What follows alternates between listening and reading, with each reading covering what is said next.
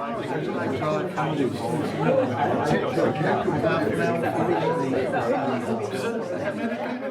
everyone, and it's really good to see you all. My name is David Cooper, and Irene asked me just to welcome you all and say congratulations on getting here on an evening like this. So this evening we're here to celebrate Unpublished Tour, which is this amazing project that Irene has pulled together and curated and brought together artists and writers, all from very different fields and very different interests, but all with a shared focus on the Duddon Estuary. And I think it's sort of a brilliant way to think about this particular place, but I think also to think about places more generally, bringing together all these different perspectives and all these different voices in, who are thinking about the society in very different ways. And so tonight we're here celebrating the work of Irene, Mel Galley, Hannah Kessler, Di McGee, David Seven. And we also wanted to say a big thank you to someone who's not here at the moment and we're slightly worried about. There he is. There he is. And that was impeccable timing. You couldn't have done it better. I was just going to say a big thank you to John Scanlon, and here he is, who I've never met, but hello John. And to done an incredible amount of work on this project and pulled a lot of it together. So you should have a programme in front of you, which is a programme for this evening. If you see, the first 25 minutes or so is dedicated to refreshments and having a look at the exhibition. So Irene has said there's refreshments at the back there, and if people want to have a drink, and please get one now. And then we'll be starting at 6:30 with Irene kicking off proceedings. So I think that's it by way of introduction. 10 minutes before to get along during because the bar will be shut if they want to drink. If you want to drink anything else by 6:30, please get your drink before we switch all the lights off, and so you have a drink or refreshment while you're watching this film. Okay. And then there's an intermission, as you said. Okay, well it's almost past, so we'll sort of make a start. I forgot to thank someone before when I introduced everyone, and I've got to thank the funders, Arts Council England, so that's very important. But actually, now I've done my duty and thanked Arts Council England, the other people that I really wanted to thank, and I'll come back to this a bit later when I get a chance to talk, I wanted to thank the team at Duddon Inshore Rescue. And I know a few of you in the room had this sort of enormous pleasure of being taken out into the Duddon by these sort of amazing volunteers at the Duddon Inshore Rescue. And I'll talk about this a bit later personally. It was a sort of an experience that I'll never forget. So thank you very much. And I want to say thank you on behalf of everyone involved in this project for being so supportive and giving us the opportunity to explore the estuary in slightly different ways. So with that, thanks. I'm going to hand over to Irene, who, as I said, has been sort of the engine behind this whole project. And I know Irene and her work will be familiar to most, if not all of you. And Irene is an environmental artist who is going to be talking about her engagement with the Duddon Estuary. So, Irene. Thank you.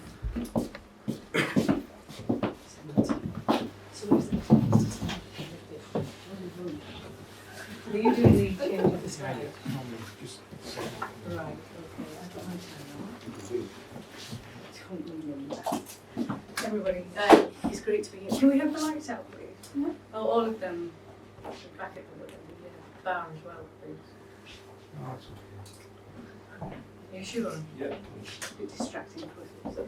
Anyway, well, you mentioned inshore rescue. So the way I was approaching this project is I had an idea and I contacted Arts Council about it. And the idea was extremely simple initially, but it opened out to some great things. One of them was this term that used a lot, wanting to discover the hidden and inaccessible Duddon. Oh, sorry. And I thought about this because I've been visiting on the embankment, and then noticing that there's not very much traffic on there with boats and things like that. And it was where I discovered that was because it's very hard to negotiate because of the sound. And really that was perfect for me, for my project, because that means it was inaccessible and it is hidden. And so the only way I could think of actually doing that was to contact the inshore rescues in the area to see if they would take me out onto the Duddon. And they said yes. It was amazing. So wonderful to have that opportunity from these professional rescuers who are actually volunteers. And then, when I did the actual Arts Council bid, I invited a number of artists, which you've seen some of their work here this evening, and writers, if they would be taken out as well. I wanted them to be inspired by the boat trip, to become acquainted very quickly with the Duddon, because that's an extraordinary thing to do. I mean, you can walk along the embankment, but to actually do that access, it reveals something completely different. And I was so glad that they said yes, because it really underpinned the whole project. So definitely thank you. Next slide, please. So this was our first trip. It was wonderful because myself and Tim Pugh were out on this boat. We were togged up, and I've got to be careful about my time because I could go on forever about this.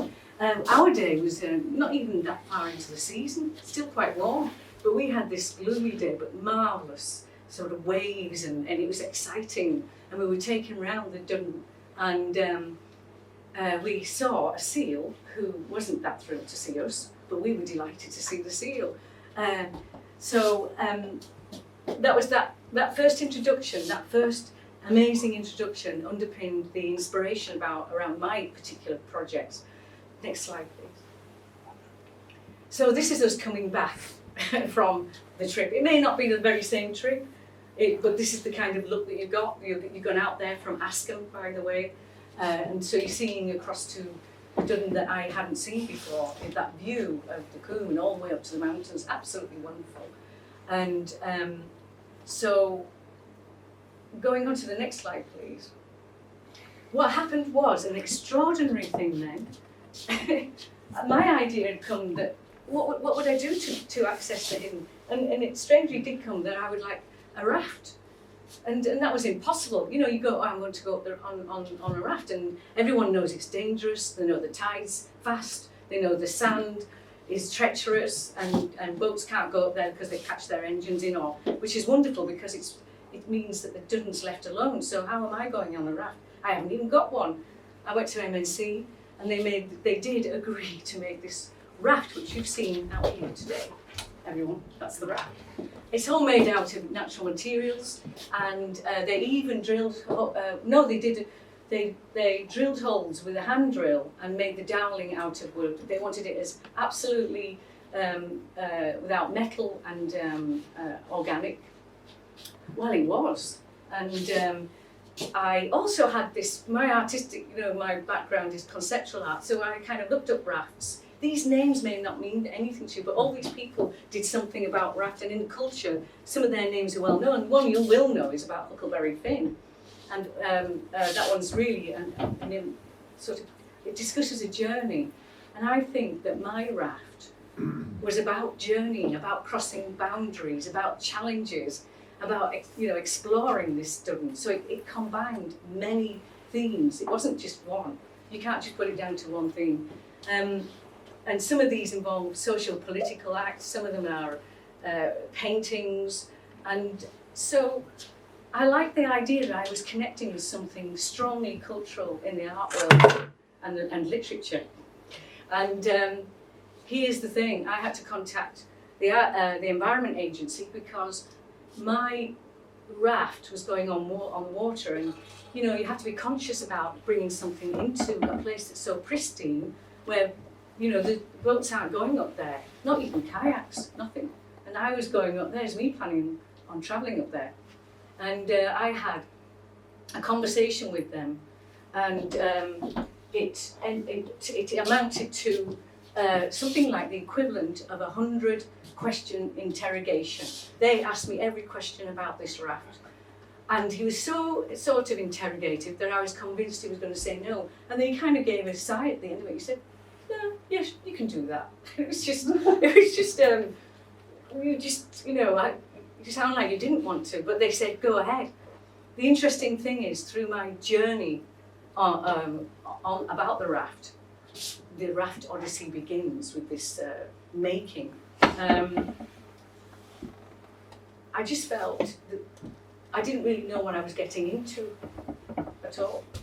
So what you're going to see is that you don't engage with something like this lightly, but you think about a great idea and then you have to do it, and that is exciting.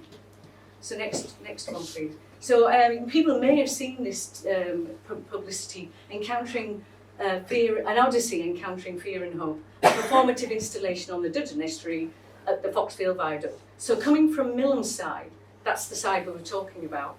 And what we did was some mad things. I knew I was going to get that raft because I could see it being made. I didn't quite know how I was going to get it near to the Duddon. It was quite large and heavy. But then informing Northern Rail to inform the passengers. And I think John Scanlon gave me a wonderful idea that makes me smile. It was like, why don't we get them to announce, the train people to announce, look to your right, that's what makes me giggle. Look to your right, you'll see a raft. And people will be looking out and seeing this like piece of art. And it was like, you know when you go on those, like you hear about the coach trips, I felt a bit like that. And I think when they heard that proposal, they probably scoffed themselves. But we didn't get it. We didn't get that. But I planned the timing to be with many trains passing. So about 4 trains did, and I knew they would, and I publicised it everywhere. And so the raft, next one please. The raft did actually end up, this is very close to that. You can see I'm going under the viaduct there with my weird gear on there, my protective gear. And helpers from Millom Network Centre and Larry was filming. He was along the whole journey from Millom Network Centre, following the whole making, all the exchanges between us all the kind of the arguing, well, not much of that, but it was really quite an odd thing to be doing. People humoured me, I would say. So as you can see, I wore the gear. I had the wetsuit, I had a safety jacket on. I negotiated that rapid, fast running. It's really fast, and it really makes you realise, you do these things and you have to be very careful. But that didn't last very long. All the people around there helped me get to the Duddon, put it in to the water, and then held onto a long rope to make sure I didn't get taken far away, which they probably were all like waving and saying, yes, bye-bye, Irene. It was really exciting. It was absolutely stunning. I was on a raft, just this thing out here with a paddle. and you can tell how excited it was. Could you just show the next one? So what that is, what do you think that is? You fell off? No, people who were there know the truth. What it was, I when I got to the other side, I was full of adrenaline. I was so excited. I threw my vest safety jacket off and I dove into the water. and the people on the other side who were holding onto the rope were looking at the raft, and I wasn't on it. I was like this, swimming, and that bit of ripple up there is not a bit of ripple. It's a very strong current. So that grimace on my face is, oh heck, I better get out of here quick. And they were kind of holding out, I think they were holding the paddle, trying to get me back in. But I actually thought, I enjoyed it. I didn't really feel thoroughly in danger, but I kind of, they were quite close by this point. They weren't that far away. And I'm a good swimmer. But it was all my decision, and they were shocked. So I hold my hand up to that now. The irresistible sea. What can you say? Look at you. Some of you are looking at me going, how could you? Could you go to the next slide? What I'd like to say is, after that wonderful day, on that wonderful day, I walked back with all the volunteers and the helpers and went to the trackside and had my wetsuit on and change of clothing, had a chat, had wonderful chats, and it felt wonderful to have done it and achieved it, but I was still in a dream about it, thinking, how could I have done that? It's so great. I went back the very same day, later on in the afternoon, and this is what it looked like. And it was just banked up after the tide had gone out, and it was just lying there. And this picture, it's very hard to see how beautiful it really was, that it was so calm, it was serene. And therefore I knew fairly quickly that I should move on from talking about this, that I was going to engage with this place, and I would find it very hard to not become sort of intensively engaged with it because it's so beautiful. And someone here knows that I had a bit of an existential crisis about the immense beauty of the place because I just couldn't stop looking, but I got over it in the next slide. So a day or so later, this is what it looked like. So it really brings it home. That's just there's the viaduct. So this is how much flooded it was, and so in a sense it brings you to your senses. Next slide, please. Will this one work? Can you watch this? This is me with my wonderful raft, pulling it from being dragged off round under the viaduct again before I could even, get on it and do it. So there was a lot of this going on. I found that this engagement with the sea as like an active agent in your work, you've really got to take it seriously. And I kept having to do these rescues, and it was wonderful but exhausting at the same time. But I never gave up. And next slide, please. This was I spent so much time there that I'd be there in the evening, and time was running out because the clocks were going to go forward and falling back. That's right. And so I would end up being there in the evening. I was cycling there from Millom, and that was tiring, and back. I was trying to get this round the corner from the viaduct was this channel. I had created a tether further up for I was going to transform it into a temporary site-specific artwork. When I was putting things on it, took me a long time to get there because the natural environment, the sea, the tides, they do not follow the tide timetable. And they may be approximate. Of course, they're not going to be like that, but they sometimes were outrageous with the weather. Next slide, please. So now I'm going to take you on a completely different journey. Because of my engagement with this site, it became my, a bit arrogant to say this, my personal studio. This is my outdoor studio. So every aspect of it was under my observation. I was looking at everything from experiencing being there, the tides, the weather. And what happened was I loved doing a bit of microscopy, it's amateurish, but I got a handheld one. And so I'd go around the site when I was trying to get my raft back or doing another work. And I would just focus it and put my phone on it, and it would actually record what I was seeing. And some of these are just simple water formations, surface tensions, and stones, not very high magnification, just very, very beautiful to look at and have that precious memory from it. I like to look at the biodiversity to be found in water, so I also have a microscope to look at microorganisms. Next slide, please. So these are things that are really important, as you can read here, in our natural environment. They are the fundamental foodstuff. Diatoms are particularly observed by nanotechnology scientists, and they look at all these properties in them, and they use their research from anything to deliver cancer medications. It's amazing, what they find just looking at these microorganisms. It's a 40 times optic, which means it's not very high, but it means I can still see microorganisms which are invisible to the eye. And that's another aspect of the hidden nature of the Duddon. It's the hidden and inaccessible. And also, I was taking recordings in an area that you couldn't get there on a boat, so I felt very special. Next slide, please. Right, this could be a little bit more interesting. I need to start that one. The one on the left should just start somehow. It might have a little button underneath. The one on the left, please. Oh, yeah. Now, you see that? I was looking at that last night. That's only just a recent water collection. Can you play it again a minute? There's one. And see that? I'm looking at it, and it's like this creature. This creature is actually like going through. This is last night. I took a water collection from the Duddon, And I can actually attach my camera on the microscope to the laptop, or I can use a special thing.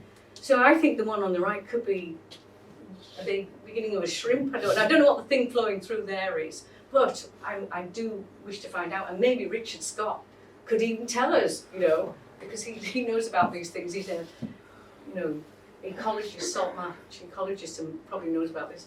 Next slide, please. I don't know. Oh,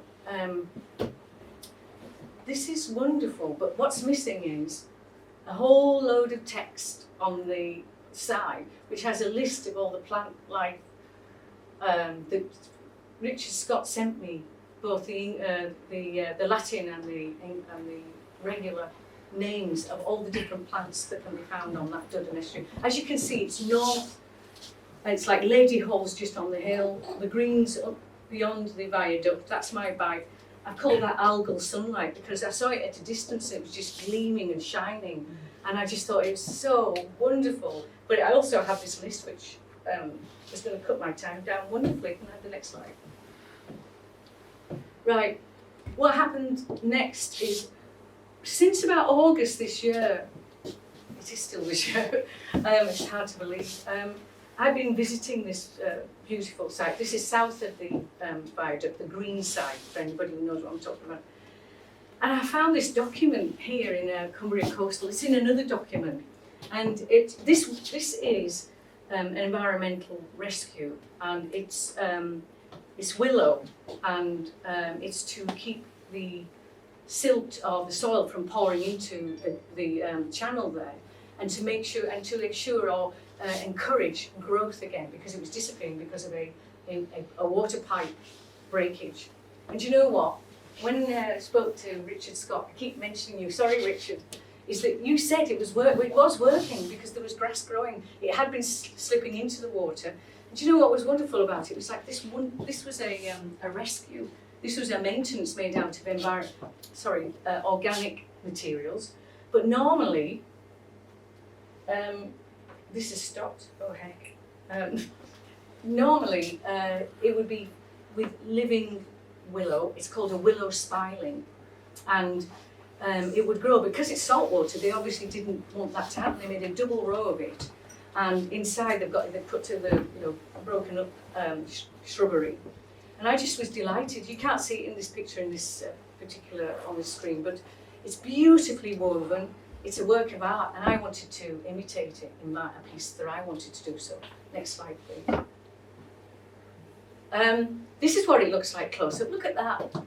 There's some posts and a willow, and there's the sheep grazing on the land on the Duddon. I mean, it is beautiful, and I obsessed over it. So I've got tons and tons of photographs of this piece of work, because when you see it in reality, it is actually something rather special. It was done by, the belief is, United Utilities engaged somebody from the natural maintenance, if that's the word for it, and environmental maintenance, a private company to do this. How could I match that? Well, don't even think that I did. So if you would show the next slide. This is me gathering willow. You need hundreds. I had 80. That's me on the side of with a helmet on, and I found a farmer had let me gather some. And down that muddy lane, I've been chipping away at some of the hedges there. And my project was called Holding the Line. It was following the title of the actual maintenance work, but mine was going to have a different meaning. It was symbolic rather than actual, functional. Next slide, please. So this is it. What I did was put the posts in, one set of sticks, holding them in place and weaving them between. I left all the ends on though, which had buds. At that time, they normally trim them off, and they all, make this beautiful, neat thing. But I didn't want it to be that. It was more about this thing about protecting against erosion, protection. Mine wasn't even remotely protecting anything. I just put it in a low sort of channel just to get the sea going up against it. And it sort of frames the mountains, sort of looking to the mountains. It's behind it's got the estuary, and it seemed to me like in one way a kind of a hopeful thing to do, which is restore, rescue, and in a way a kind of fragile thing to do, something with fragility about it, because such an awesome force of nature, but that we needed to take seriously. The fleeces on the top come from a work that carries on next that I've been working on for the last 2 or 3 years about flaming fleeces. But that particular bit of land means that I also. Could somebody give me an actual time check, please? I've only got 5 minutes. I've got 15 according to this. Only 5 to 7. Oh, right. Okay. I'll speed it up. Move on, please. It's very warm in here all of a sudden. These are just close-up pictures of the weaving. Next, please. More. There's a few more. If you just click onto the next one, and there's a picture missing from there. Thank you. Next one. Nighttime, my usual vigil, and moving on. So I just wanted to show you another picture in between things to say, you know, what a gorgeous place to have as your outdoor studio. And I have to say I did go there more and more frequently as time went by. Next slide, please. But I needed to remind you that the constant rescue on my raft, it was a thing with the sea in me. Every time I went down, I had to see where it was. I had to hunt for it, and then I had to drag it. And it was wonderful. It was like this real sort of relationship with the natural environment, with this wonderful force. And I love the fact that I had that, and I was privileged. So next one, please. But then look, you know, in all that beauty, in all that gorgeousness, there were patches like this all over it. Not much, but they were definitely all over. Scorched earth, I call it, which is probably a title of something else. So I just wanted to record, though, the kind of almost like nostalgia, the beauty, the hope, the longing and yearning, but then record the actual reality of some of the practices going on, or where was that coming from that did that. I was engaged with the farmers and talks and things like that, but you know, there's lots of stuff going into that water, as we've all just heard recently, and this is what it does. Next, please. I discarded. I think I've given you the wrong slide, but it's pretty though, isn't it? Next. This is another rescue. I just like showing you the rescue, so I want you to see how gorgeous it is, how you know, you can't take it for granted. I could never just think, oh, everything's just fine. I had to always keep looking out for my raft. Next, please. What I want to show you is how what a rebellious person I was. Just be hot here. And I jumping on that raft without safety, without any protection. There's a bit of fleece on there. So it was just so enjoyable, but I was always careful. The worst thing that was there was actually quicksand. It was quicksand. You know, if you stood too long, you would sort of sink in it. But I was so aware of, keeping very aware of it. So it's not a place to go playing around in. It really isn't. It's beautiful and it's dangerous. And I loved it. Next, I could see John looking at his watch. Thank you. 3 minutes. So I put the fleeces on with the intent of following on with the Flaming Fleeces project, which is a social sculpture or activism, because of the farmers not getting any money for the fleeces, and trying to get the government to. I wrote letters to the Lord Clerk of Windermere. I got letters back from the Parliament. I wrote to George Eustace asking for a renaissance of wool, because guess what? Next slide, please. Whilst we are burning it, that's a video, could you just please put it on while I'm talking? Right, so I burned it because I wanted people to see how disgusting that is, what a waste, but this is what's happening. We've gone on a little tour to look at the viaduct, and so it was part of the work, it continues to be part. I continue to you know, protest about this. The farmers are getting £40 for 600 fleeces, or 11 pence a fleece. Do you know what? China's buying it up at a slightly more, few pence more, and selling it back to us. yeah, I couldn't find any felt. I didn't know I was going to get any fleeces. And when I found out the felt was being sold from the sheep from this country, and it's being used industrially by China and many other countries, and we don't. What is wrong with us? This is sustainable. It's got loads of like properties about it, but we miss it. And so I wrote these letters to, and I got replies from the minister and everything. Next one, please. Coming to an end. So to end it, there's a couple. This is a bit of willow that I found a day or so ago. I wanted to end on a positive note because it's called Fear and Hope. And willow, it has symbolic significance. So I just stuck it on that raft with that bit of fleece. Could you get the next one? And we aren't going to have time for that. So this is a willow, and it has symbolism along with hope, future, retrieval, hope and resurrection. And so I put this on here for all those reasons to signify that to me, having worked there and seen some of the things that go on, and how throughout this time with pandemic, with agricultural problems, with all the things you care to name, I just wanted it to be recorded. That's the end, I think. But I do. Oh, sorry, no, it's almost the end. Look at that. That's me holding on to this in that environment. Look at it. It's absolutely stunning. And I'm so thrilled to have been able to do it because of this project. And thank you, Dave Baker, for taking that photo. Next, please. We can't do this because the time's run out. It's 2.5 minutes long. Unless, of course, you know. But anyway, it's a 2.5 minute long film for the trailer of the wonderful film by Lawrence Campbell. And this is definitely an accident. I didn't mean to run over by 2 or 3 minutes. How many? Maybe short. Go ahead. Do you want me to go ahead? Yeah. All right, everyone. It's by public vote.